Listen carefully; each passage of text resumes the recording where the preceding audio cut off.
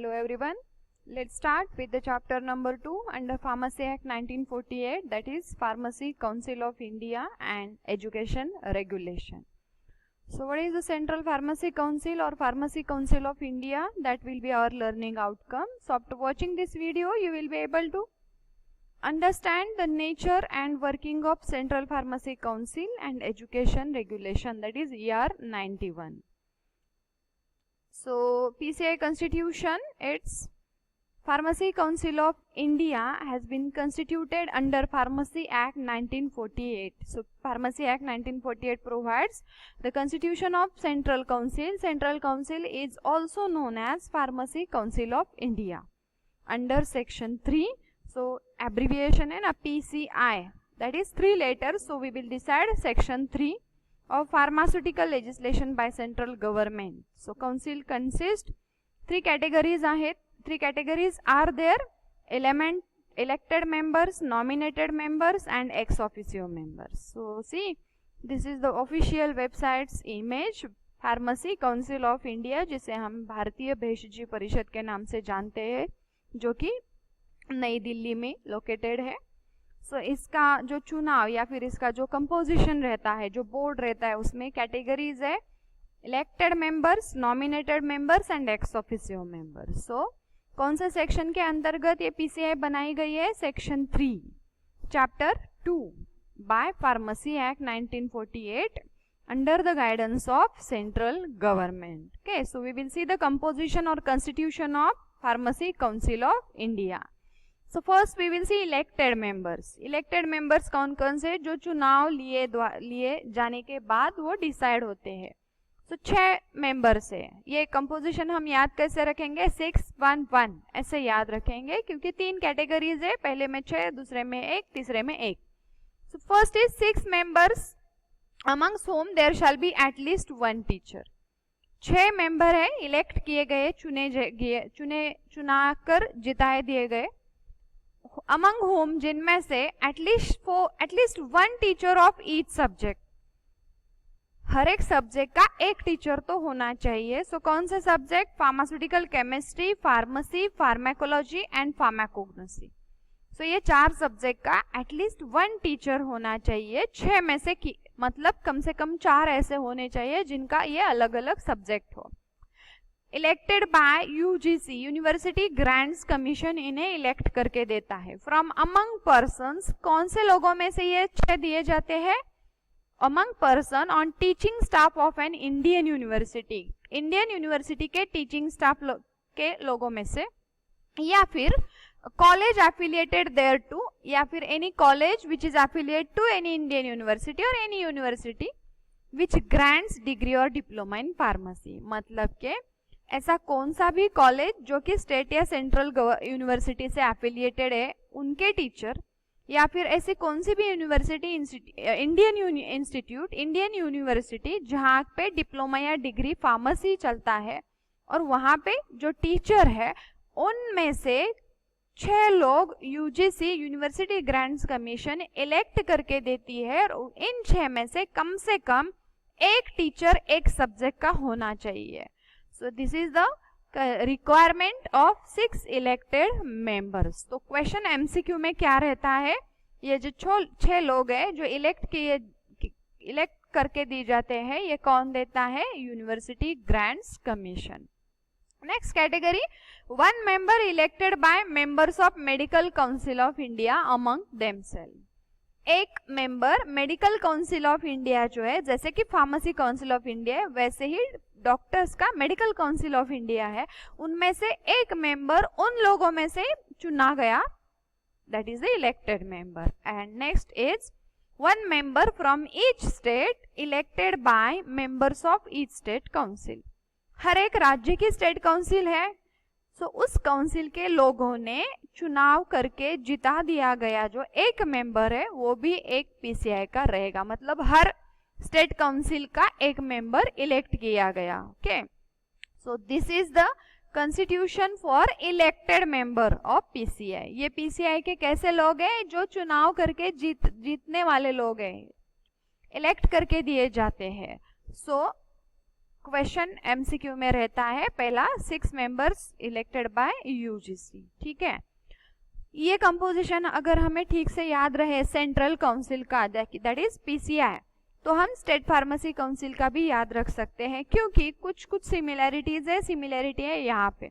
State council में 1 member elected by members of medical council of state है और 1 member elected among the member of that state council है। तो ये पूरा याद रखेंगे तो अगला भी आसान हो जाएगा। ये रहे इलेक्टेड मेंबर्स। अब देखते हैं नॉमिनेटेड मेंबर्स।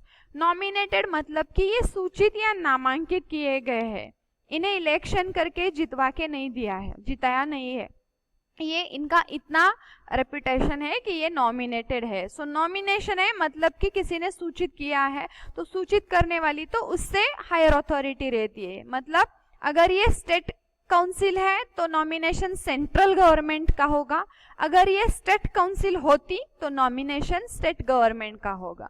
सो नॉमिनेट करना ये आम या साधारण बात नहीं है, मतलब कि ये हायर अथॉरिटी का राइट है, इनका अधिकार है। ओके, सो हम याद कैसे रहेंगे, अगर नॉमिनेशन किसने किया ये पूछा तो हम हमेशा गवर्नमेंट का नाम लेंगे। अगर ये सेंट्रल की बात है तो सेंट्रल गवर्नमेंट, अगर ये स्टेट काउंसिल की बात है तो स्टेट गवर्नमेंट। सो पहली category 6 members nominated by central government of whom at least 4 shall be possessing degree or diploma in pharmacy and practicing pharmacy or pharma chemistry.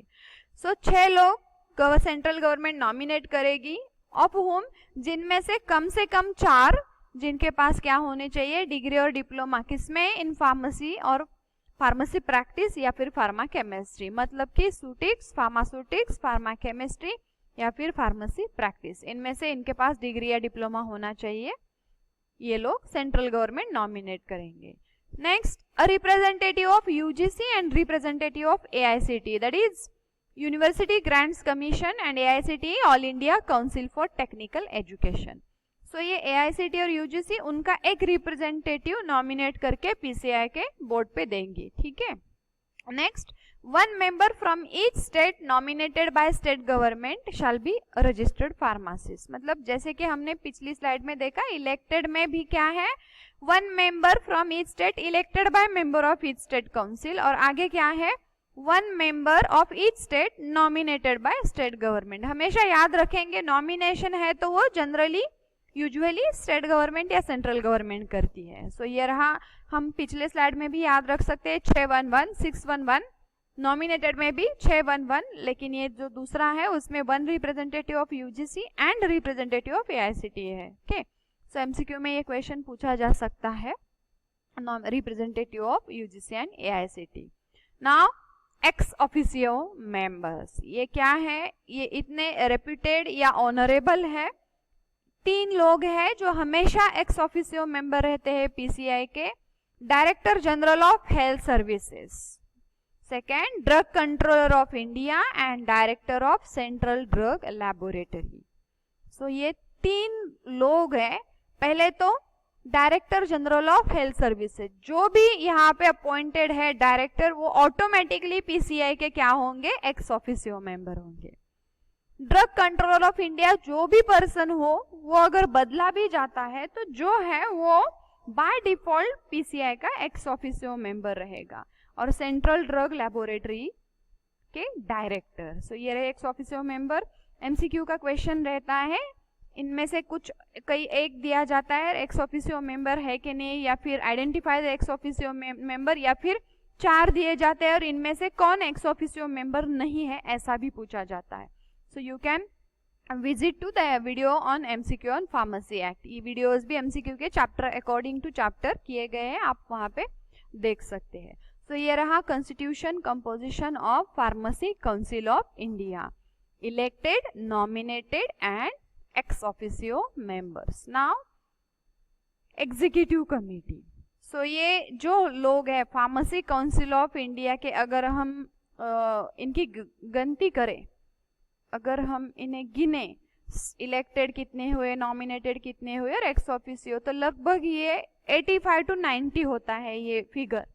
मतलब 80 to 90 इतने लोग रहते हैं फार्मेसी काउंसिल ऑफ इंडिया के constitution पे, board में, और उनमें ये लोग, उनमें से 5 लोग देते हैं और प्रेसिडेंट वाइस प्रेसिडेंट एक कमिटी एस्टैब्लिश करते हैं जिसका नाम है एग्जीक्यूटिव कमेटी। तो ये एग्जीक्यूटिव कमेटी क्या करती है, जो भी इम्पोर्टेंट डिसीजंस है या जो भी कम्युनिकेशन है ये करना इनका काम रहता है। तो पीसीआई का जो फंक्शन है ये कौन करवाता है, एग्जीक्यूटिव कमेटी उनके अंदर के कमेटियों से करवाती है। तो क्या है एग्जीक्यूटिव कमेटी का कंस्टिट्यूशन? नंबर 1, इसके ex officio member by default कौन रहते हैं? एक्स ऑफिसियो मतलब ये रहेंगे, ये बाय डिफॉल्ट रहेंगे। कौन है? प्रेसिडेंट और vice president. So president who shall be chairman of the executive committee. President है तो ये कमेटी के क्या रहेंगे? चेयरमैन रहेंगे, और वाइस प्रेसिडेंट रहेंगे वाइस चेयरमैन कह सकते हैं हम। 5 other members elected by central council from amongst its member. ये जो 80-90 लोगों की ये काउंसिल है, फार्मेसी काउंसिल ऑफ इंडिया, इनमें ये लोग चुनाव करके या फिर इलेक्शन करके 5 लोगों को देंगे जिनसे एग्जीक्यूटिव कमेटी बनेगी। और इसमें कौन रहेगा? Ex officio member, president and vice president, और 5 लोग सेंट्रल काउंसिल के मेंबर। सो इनसे बनेगी एग्जीक्यूटिव कमेटी। सो ये एग्जीक्यूटिव कमेटी बहुत सारे डिसीजंस लेती है, बहुत सारे सुझाव पास करती है, या बहुत सारे कुछ ऐसे इम्पोर्टेंट सर्कुलर या इम्पोर्टेंट कम्युनिकेशन जो रिमेनिंग मेंबर्स है और जो पूरा प्रोफेशन है फार्मेसी का उनसे कम्युनिकेट करती है। ये बहुत इंपॉर्टेंट कमेटी है एग्जीक्यूटिव कमेटी। सो इसका भी कंपोजिशन एमसीक्यू में पूछा जा सकता है या फिर स्टेटमेंट क्वेश्चन भी पूछा जा सकता है। सो हम before to see functions of pharmacy council of India we will see directly हम क्या करेंगे, वेबसाइट जाएंगे। So this is the official website of Pharmacy Council of India. So we can see the home page. Let's see, this is the rules regulations. So यहाँ पे pharmacy act दिया है जो हमें 5 चैप्टर में देखना है। सी चैप्टर 1 हमने अभी कवर किया, इंट्रोडक्शन, डेफिनेशन, ऑब्जेक्टिव। चैप्टर 2 हम देख रहे हैं central pharmacy council and education regulation. Chapter 3 में हम state pharmacy and joint state pharmacy council देखेंगे। चैप्टर 4 है रजिस्ट्रेशन प्रोसेस फॉर फार्मासिस्ट, और चैप्टर 5 हम देखेंगे ऑफेंसेस एंड पेनाल्टीज। ऐसे और भी है, देखिए एजुकेशन रेगुलेशंस 91, ये क्या है हम आगे देखने वाले हैं। फार्मडी रेगुलेशन, ये सारे क्या है, रूल्स रेगुलेशन से, ठीक है। सी डिसीजंस ऑफ ईसी, ईसी मतलब एग्जीक्यूटिव कमेटी।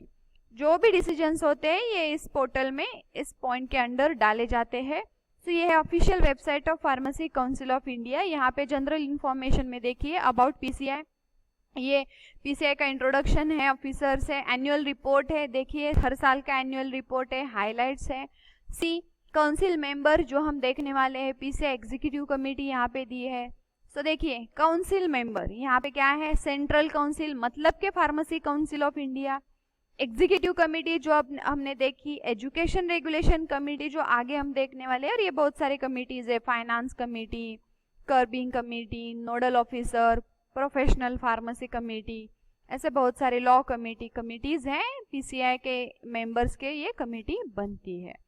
सो ये देखेंगे हम, पहले एग्जीक्यूटिव कमेटी देखते हैं, फार्मेसी काउंसिल ऑफ इंडिया के एग्जीक्यूटिव कमेटी। सो देखिए अभी हमने देखा बाय डिफॉल्ट प्रेसिडेंट और वाइस प्रेसिडेंट जो पीसीआई के हैं वो क्या रहेंगे, एग्जीक्यूटिव कमेटी के एक्स ऑफिसियो मेंबर रहेंगे, और 5 मेंबर्स रहेंगे। सी ये है प्रोफेसर बी जयकर, ये एग्जीक्यूटिव कमेटी के एक मेंबर है, मतलब ये इलेक्टेड है, ये रजिस्ट्रार का भी काम करेंगे एग्जीक्यूटिव कमेटी के। देन श्री आनंदा शंकर दास ये मेंबर है, अतुल कुमार नासा ये मेंबर है।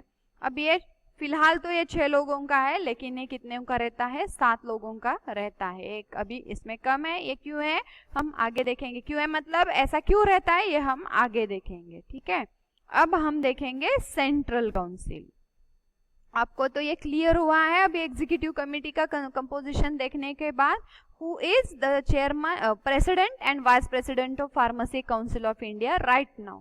आज की डेट में, आज जब हम वीडियो देख रहे हैं, वीडियो में कर रही हूँ, तो आज की डेट में फार्मेसी काउंसिल ऑफ इंडिया के प्रेसिडेंट है professor B Suresh.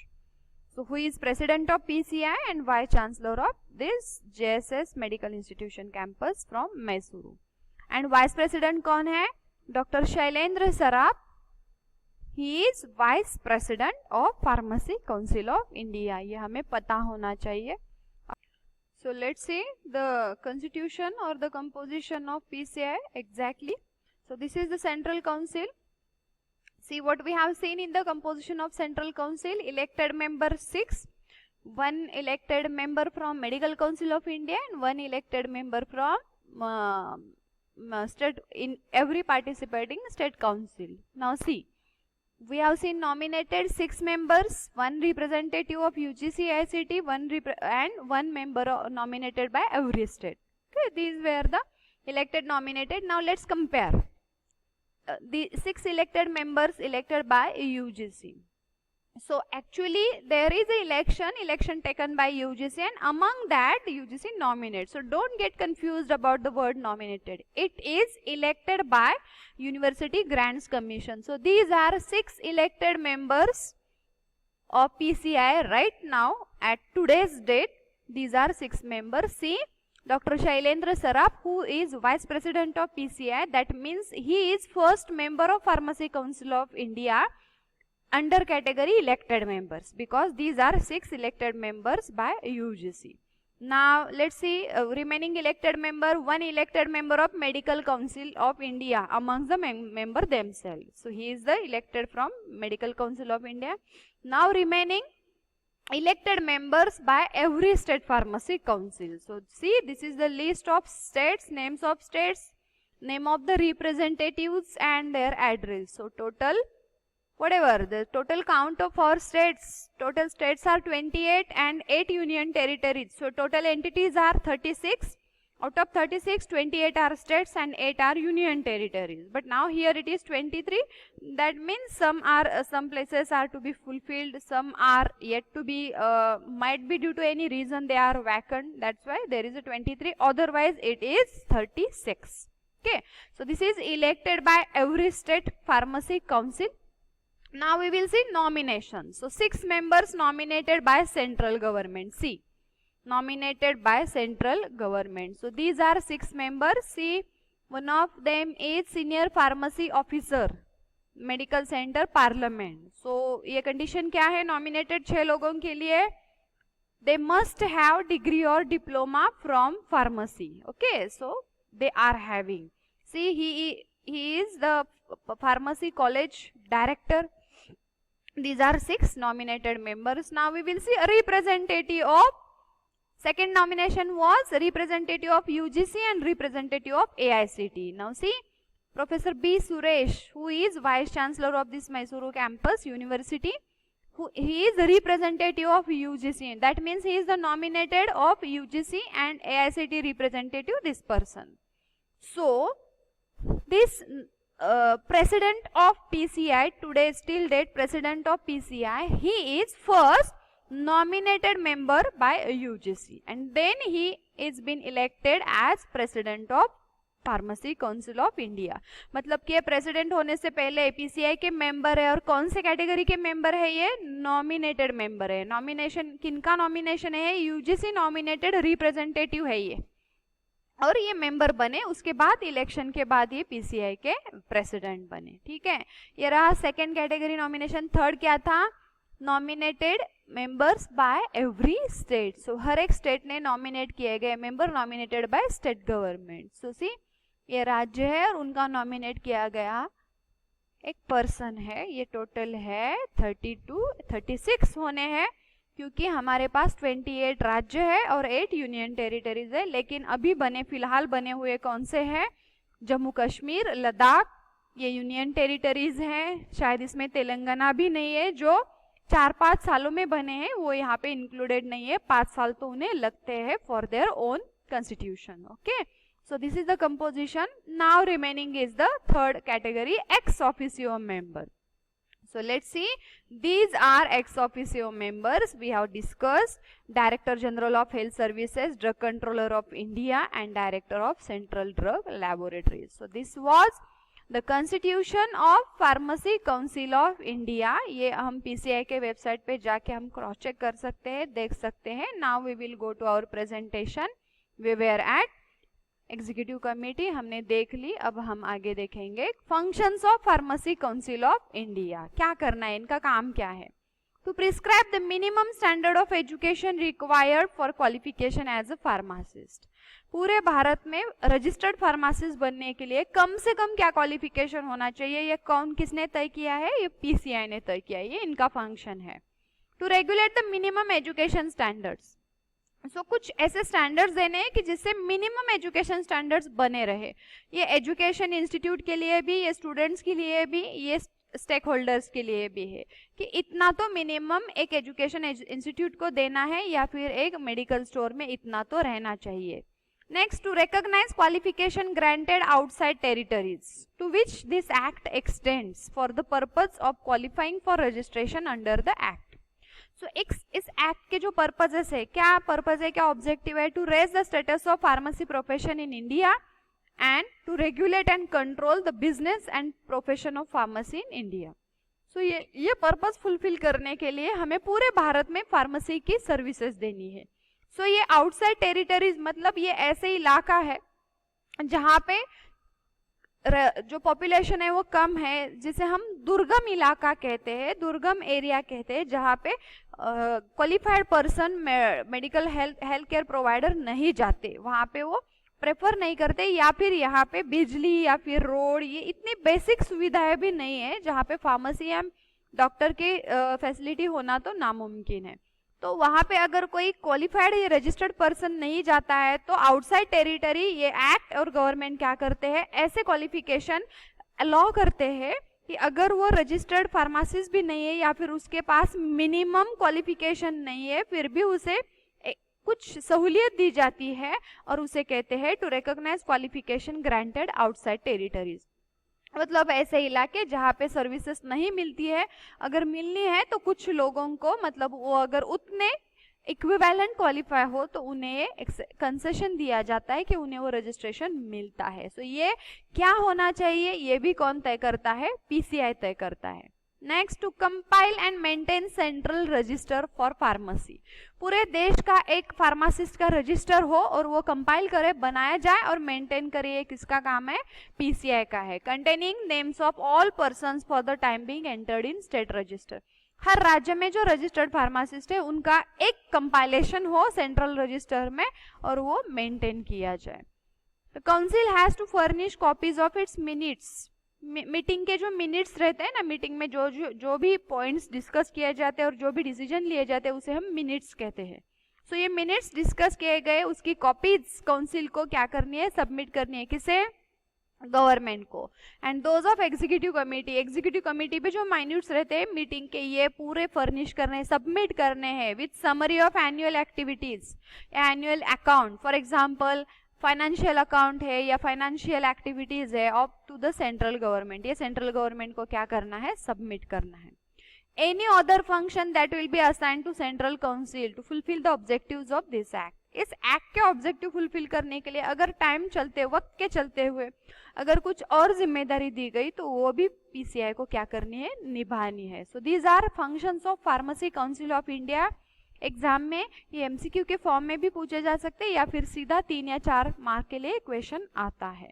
Now the next is administration of central council. इनका काम कैसे चलता है, इनका एडमिनिस्ट्रेशन कैसे चलता है? तो जो भी members of pharmacy council of India हैं, हम अगर कैलकुलेट करें, हम अगर गिने तो ये 80 से 90 होते हैं, 80 से 90 होते हैं total members of pharmacy council of India.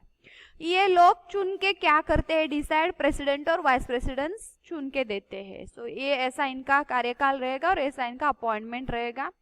So ये पूरा council, central council is reconstituted after every 5 years। हर 5 साल बाद ये रिकॉन्स्टिट्यूट किया जाता है। मतलब के प्रेसिडेंट और वाइस प्रेसिडेंट का कार्यकाल कितना रहता है? 5 साल रहता है। उनके मेंबर चुने दिए जाने के बाद 5 साल ये मेंबर रह सकते हैं। Okay, so this is the term of office. Now opportunity on re-election, मतलब के अगर जो भी मेंबर या प्रेसिडेंट है या वाइस प्रेसिडेंट है, अगर एक टर्म खत्म हो जाती है या कुछ एक्सीडेंटल रीजन की वजह से अगर कोई और मेंबर बनता है, प्रेसिडेंट या वाइस प्रेसिडेंट बनता है और उसका मेंबरशिप का कार्यकाल अगर 3 साल ही बचा है, वो पहले पीसीआई का सिर्फ मेंबर था, अब वो प्रेसिडेंट या वाइस प्रेसिडेंट बना है और उसका कार्यकाल 3 साल ही रहा है, तो वो 3 साल ही वो पोस्ट का एंजॉयमेंट ले सकता है। उसके बाद अगर बचे हुए 2 साल के लिए उसे अगर कंटिन्यू करना है तो उसे री इलेक्ट करना पड़ेगा। He or she has to reelect or renominate, मतलब कि उसे फिर से उसका कार्यकाल मिलना होगा तभी वो कंटिन्यू करेगा, या फिर जितना समय बचा है उतना ही समय उसे एंजॉय करने को मिलेगा जो भी वो पोस्ट मिली है उसके लिए। मतलब कि आप जब तक मेंबर हो तब तक आपको वो पोस्ट मिलेगी। आपकी मेंबरशिप अगर खत्म होती है तो आपका जो भी आप एंजॉय कर रहे हो पोजीशन वो खत्म होती है। उसके बाद अगर आप री इलेक्ट होते हैं तभी आपको वो आपकी सर्विसेज कंटिन्यू करने को मिल सकती है। Now the casual vacancies. Casual vacancies मतलब member of Pharmacy Council of India may vacate his or her seat any time by writing to the president। अगर मैं पीसीआई की मेंबर हूँ और मुझे अगर लगता है कि मुझे मेंबरशिप कंटिन्यू नहीं करनी है, मेरे कुछ पर्सनल रीजन है या फिर कुछ प्रोफेशनल रीजन है, तो अगर मुझे इस्तीफा देना है, रिजाइन करना है, तो मैं किससे इस्तीफा दूंगी? मैं president of pharmacy council of India को जस्ट रिजाइन लेटर दूंगी, I am resigning from the membership of PCI. ये रहा हमारा रीजन हो। तो अगर हमसे गलती हुई, गलती मतलब लगातार 3 meeting, that is called consecutive 3 meetings को हम अगर एब्सेंट रहते हैं, if the member is being absent for consecutive 3 meetings without any excuse और विदाउट एनी रीजन, अगर आप कुछ भी रीजन नहीं देते हो, कुछ भी परमिशन नहीं लेते हो प्रेसिडेंट की या वाइस प्रेसिडेंट की, अगर आपके पास कुछ रीजन ही नहीं है और आप कंसिस्टेंटली कॉन्सिक्यूटिव 3 मीटिंग्स के लिए लगातार मतलब कंटिन्यूअसली अगर 3 मीटिंग होती है और तीनों को आप एब्सेंट रहते हो, तो आपको बाय रूल आपकी सीट खाली करनी है। You have to vacate your seat by resigning or just for the vacation of seat. So these are casual vacancies. आपकी जो खाली रह गई सीट है वो री-इलेक्शन री-नॉमिनेशन से भर जा सकती है या फिर वैकेट ही रह सकती है, शायद कार्य रिकॉन्स्टिट्यूशन के वक्त ये फिर से भर सकती है। So ये कुछ रूल्स हैं। Now who will hand over all these responsibilities and who will effectively run the PCI? ये जो पर्सन्स या president, vice president, member, executive committee या पब्लिक, इनके बीच ये कम्युनिकेशन रखने का काम किसका है? So among the member PCI क्या करती है? Appoints registrar who works as a secretary of PCI. So PCI क्या करती है? पीसीआई के लिए सेंट्रल गवर्नमेंट क्या करती है? अनुमति देती है कि पीसीआई का फंक्शनिंग स्मूथ हो, इसके लिए उसके एक रजिस्ट्रार की पोस्ट रहती है और ये रजिस्ट्रार क्या करते हैं? सेक्रेटरी के बतौर सेक्रेटरी ये काम करते हैं। ठीक है, आज के डेट में हमारे फार्मेसी काउंसिल ऑफ इंडिया की रजिस्ट्रार है मिसेस अर्चना मुदगल मैम, जो कि सेक्रेटरी का काम करती है।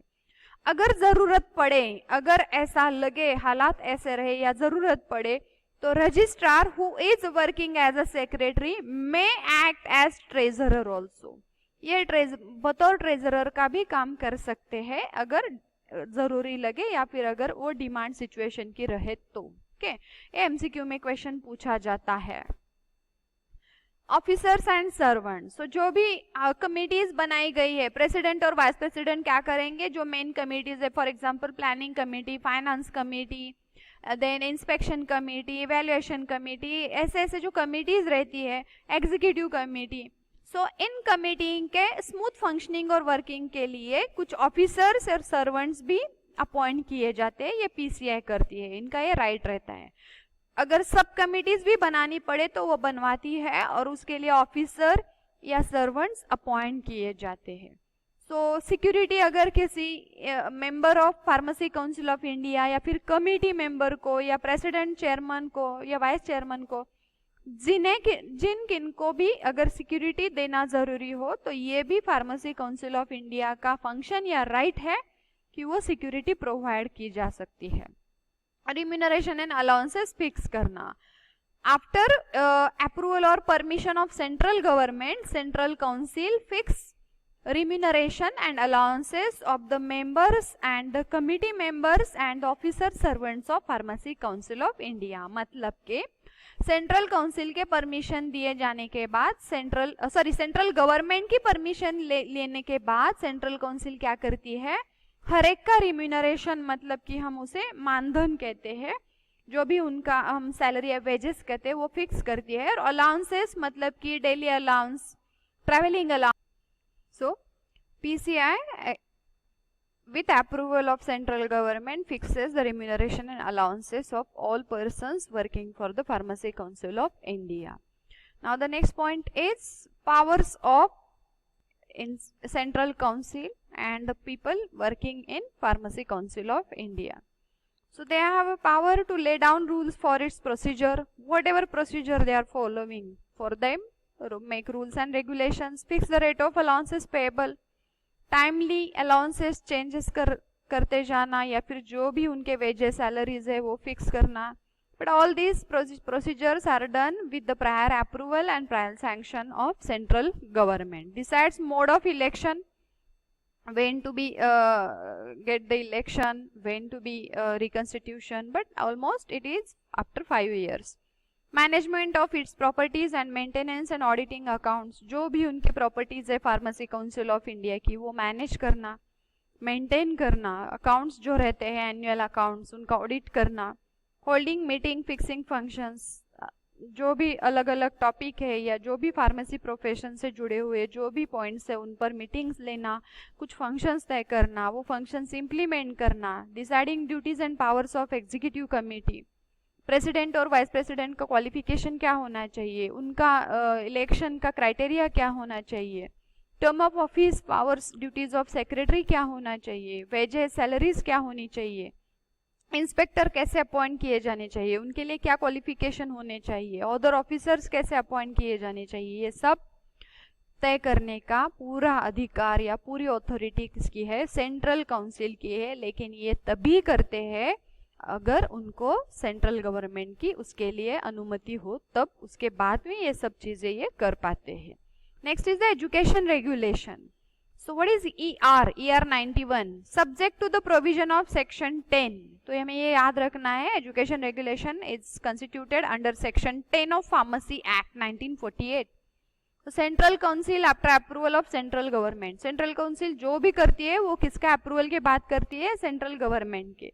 मेटेक रेगुलेशंस वो बनाती है, मेक रेगुलेशंस बनाती है, कुछ नियम बनाती है। प्रिस्क्राइबिंग क्या देते हैं ये नियम, the minimum standard of education required for qualification as a pharmacist. आपको फार्मासिस्ट कहलवाना है तो उसके लिए मिनिमम एजुकेशनल स्टैंडर्ड क्या होने चाहिए, ये जो देती है मिनिमम क्या एजुकेशनल स्टैंडर्ड्स होने चाहिए, उस रूल्स को, उस रेगुलेशंस को क्या कहते हैं, education regulations.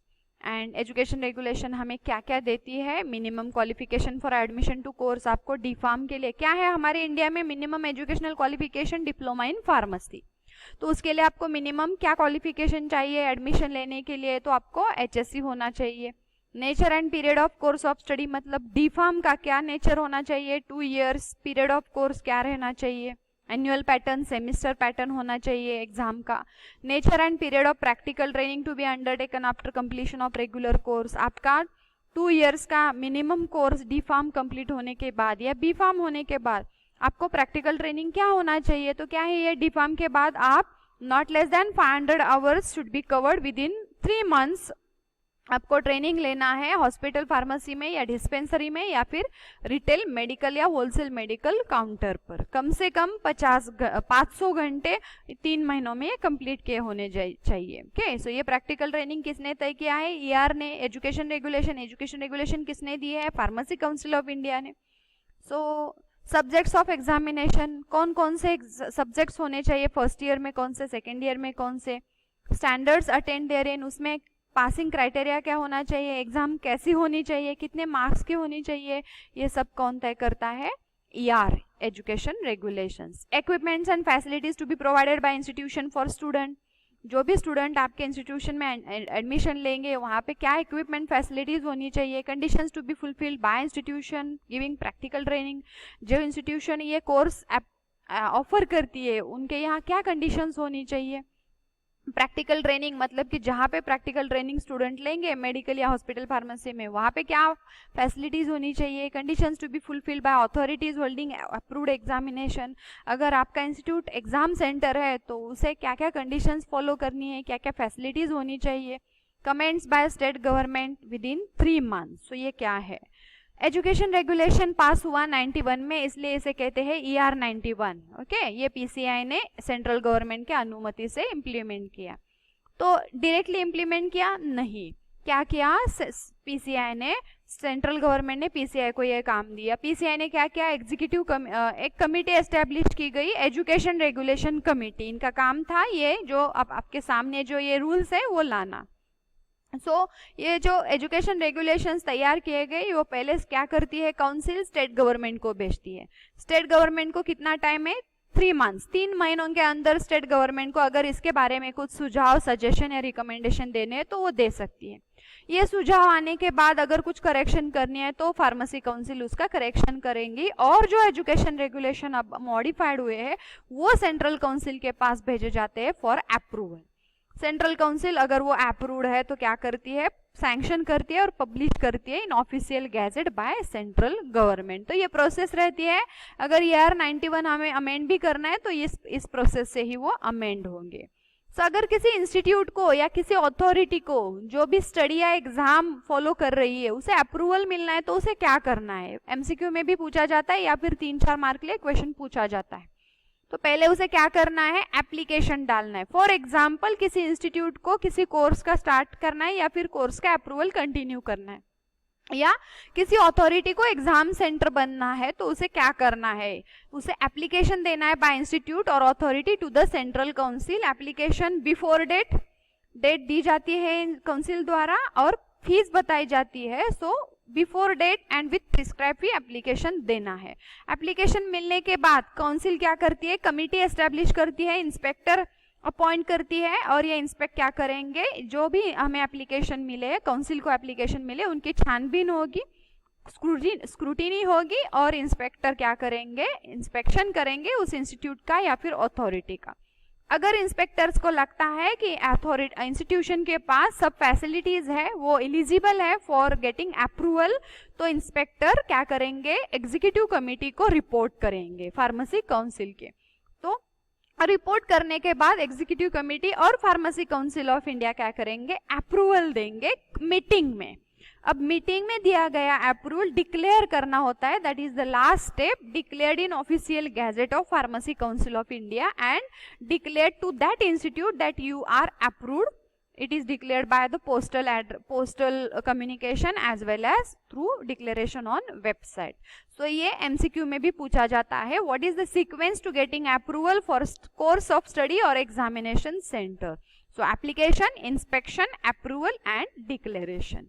Now if you are not doing your whatever responsibility, exam centre हो या फिर आप एजुकेशन इंस्टीट्यूट हो, कॉलेज हो, और अगर आप फैसिलिटी स्टूडेंट को नहीं दे रहे हो, अगर आप एजुकेशन रेगुलेशन में दिए गए स्टैंडर्ड्स के मुताबिक काम नहीं कर रहे हो, और अगर ये रजिस्ट्रार को या फिर एग्जीक्यूटिव कमेटी को पता चलता है या ऑब्जेक्शन लिया जाता है आपके अगेंस्ट, तो क्या करते हैं एग्जीक्यूटिव कमेटी, आपको नोटिस भेजती है, notice to the authority concern regarding the inconformity to education regulation 91। मतलब आप ER 91 अच्छे तरह से फॉलो नहीं कर रहे हो तो आपको नोटिस आएगी अथॉरिटी को, आपके अथॉरिटी को, एग्जीक्यूटिव कमेटी ऑफ PCI के पास से आएगी कि आपका अप्रूवल क्यों ना निकाला जाए, विड्रॉल ऑफ अप्रूवल आपका क्यों ना किया जाए। आपके पास 3 महीने है, 3 months for representation in this matter. अगर आपके पास कुछ प्रूफ है, आपके पास अगर कोई आपकी साइड है तो वो प्रेजेंट करने के लिए आपके पास 3 months है, आप 3 महीने में आपका प्रेजेंटेशन दे सकते हैं। अगर काउंसिल को लगे कि आप सही हो, आप सेटिस्फाई करते हो काउंसिल को, तो काउंसिल में declare before a specified date आपका अप्रूवल है या नहीं है वो डिक्लेयर करेगी। फिर भी अगर आप फेल होते हो तो आपका अप्रूवल निकाला जाता है और वो भी ऑफिशियली वेबसाइट पे पब्लिश किया जाता है और आपको पोस्टल एड्रेस पर कम्युनिकेट भी किया जाता है, that is the approval. Now next is the qualification granted outside the territories. ये क्या है? सो अभी हमने डिस्कस किया है कि अगर किसी ऐसे टेरिटरीज में लोग नहीं जाते हैं क्वालिफाइड पर्सन, तो फार्मेसी एक्ट कुछ लोगों को ये क्वालिफिकेशन एक्सटेंड करती है, मतलब रिलैक्स करती है। सो सफिशिएंट गारंटी हो of requisite skill and knowledge, person registered pharmacist नहीं है या फिर एलिजिबल भी नहीं है लेकिन उसके पास रिक्विजिट स्किल एंड नॉलेज है, तो काउंसिल में declare such qualification to be approved qualification if granted before or specified date। ये approved qualification है, ऐसा काउंसिल डिक्लेयर कर सकती है। और क्या है, no person other than citizen of India possessing such qualification shall be deemed to be qualified for registration। मतलब कि भारत का नागरिक हो तभी उसे ये ग्रांट मिल सकता है कि अगर रिक्वायर स्किल नॉलेज हो तो ये रजिस्ट्रेशन के लिए क्वालिफाइड माना जाता है। Outside India citizen is not allowed. Citizen of other countries, बाहर के देश के citizen holding qualification is granted there, उनके यहाँ क्वालिफिकेशन ग्रांटेड है, shall be registrable in this country, इस कंट्री में वो रजिस्ट्रेबल है। कब, व्हेन एन इंडियन नेशनल, जब हमारा आदमी होल्डिंग द सेम क्वालिफिकेशन हो by law allowed to enter and practice profession of pharmacy in that country. अगर हमारे बंदे को वही क्वालिफिकेशन पर उस देश में अगर प्रैक्टिस करने की अनुमति हो, तभी हम उनके बंदे को हमारे देश में प्रैक्टिस करने की अनुमति हम मतलब कि फार्मेसी काउंसिल ऑफ इंडिया देगी। अब नेक्स्ट है प्रिपरेशन ऑफ सेंट्रल रजिस्टर, ये पीसीआई का काम है। So under section 15A MCQ में एक क्वेश्चन आता है, Amendment in 1976, Central Council has to maintain in prescribed manner a register known as Central Register। कौन से सेक्शन के तहत, 15A के तहत सेंट्रल काउंसिल को सेंट्रल रजिस्टर मेंटेन करना है। क्या है इसमें, names of all persons whose name for the time being entered in the register of different state. हर एक राज्य के रजिस्टर में रजिस्टर्ड फार्मासिस्ट करके इनका नाम है, ये सब सेंट्रल काउंसिल के रजिस्टर में एंटर किए जाते हैं। So register of each state council, हर स्टेट काउंसिल के रजिस्ट्रार को क्या करना है, 5 कॉपीज रजिस्टर की, अपने अपने स्टेट के रजिस्टर की 5 कॉपीज सेंट्रल काउंसिल के रजिस्ट्रार को सबमिट करनी है। कब तक, 1 अप्रैल ऑफ एवरी ईयर, हर साल के 1 अप्रैल के बाद 5 कॉपीज सबमिट करनी है। सो इसके बाद क्या होता है, जो भी एडिशन है, अमेंडमेंट है स्टेट रजिस्टर के, ये इन्फॉर्म करना है, ये जो भी चेंजेस है ये सेंट्रल स्टेट रजिस्टर के जो भी अमेंडमेंट है ये स्टेट के रजिस्ट्रार को सेंट्रल काउंसिल के रजिस्ट्रार को क्या करना है, कन्वे करना है या फिर कम्युनिकेट करना है time to time. And in this way central register is completed compilation of all state register। ये क्वेश्चन रहता है एमसीक्यू का, what is central register, it is the compilation of all state register। okay, so a registrar of central council is duty bound। ये central council के registrar की duty है कि इन्हें ठीक से मेंटेन किया जाए और जब भी बताया गया तभी पेश किया जाए। सो जो भी टाइम टू टाइम चेंजेस है वो पब्लिश किया जाए officially on notification gazette in India. So ये जो सेंट्रल रजिस्टर है ये पब्लिक डॉक्यूमेंट माना जाता है। एमसीक्यू का ये क्वेश्चन पूछा जाता है, central register is deemed to be public document within the meaning of Indian evidence act 1872। जब भी मांगा जाए तभी वो पेश करना होता है क्योंकि ये सरकारी या पब्लिक मतलब कि लोगों का डॉक्यूमेंट माना जाता है। So that was about the chapter number 2 Central Pharmacy Council या Pharmacy Council of India and Education Regulation 91। अगले वीडियो में हम देखेंगे chapter number 3 state pharmacy and joint state pharmacy council. Thank you so much for the patient listening and watching.